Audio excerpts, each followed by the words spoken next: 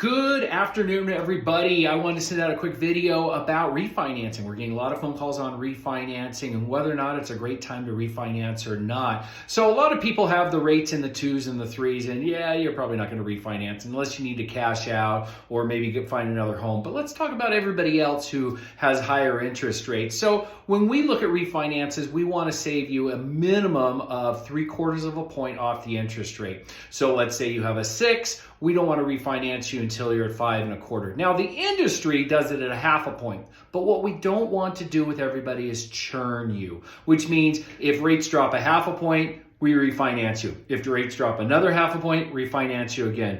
At 0.75 or 3/4 of a rate, we want to start looking at it. We want to see what are rates going to do, because we may be able to save you 3/4 of a point now, but if rates continue to slide like they are right now and today, you may want to wait a couple weeks, maybe a month or so, to see if we can get a 1 point drop or a 1.25 point drop off your rate.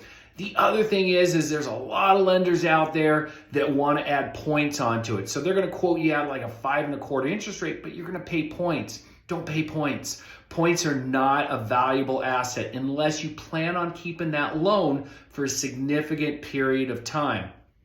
So maybe if you're paying 2 points or 2% and you divide that into your savings, maybe that savings doesn't start recouping itself until 5 years down the road, which means you don't want to refinance within 5 years. Well, most people in the state of Idaho refinance every 3 to 5 years. So we really have to look at whether or not points are valuable or if they're just padding the pocket of the lender.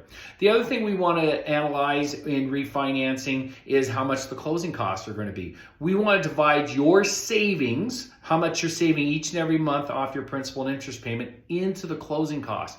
You really want to recoup that money in 36 months or less. If it's 36 to 48, maybe.